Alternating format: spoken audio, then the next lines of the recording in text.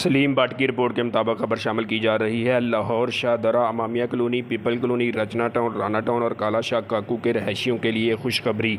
वज़ीर-ए-आज़म पाकिस्तान मोहम्मद शहबाज शरीफ ने शाहदरा तक काला शाह काकू को ग्रीन मेट्रो 12.5 किलोमीटर तूसी मनसूबे का संग बुनियाद रख दिया। इस मनसूबे पर अरबों रुपये लागत आएगी और ये लाहौर और काला शाह काकू के दरमियान सफ़र को आसान और तेज़ कर देगा। इस मनसूबे का संग बुनियाद रखने के मौके पर वज़ीर आला पंजाब मोहसिन नकवी, गवर्नर पंजाब बलीगुर रहमान, वफाकी और सूबाई वज़रा और सेक्रेटरी भी मौजूद थे। वज़ीर-ए-आज़म पाकिस्तान ने आज अरबों रुपये लागत के 6 अहम मनसूबों का संग बुनियाद और इफ्तिताह किया। इन शोबों पर वफाकी हुकूमत और पंजाब हुकूमत मिलकर काम कर रही है। शाहदरा काला शाह काकू ग्रीन मेट्रो का तूसी मनसूबा लाहौर और काला शाह काकू के दरमियान सफ़र को आसान और तेज़ कर देगा। ये मनसूबा 2023 के आखिर तक मुकम्मल हो जाएगा। कैमरामैन अली भट्ट के साथ सलीम भट्ट, न्यूज़ 4 लाहौर।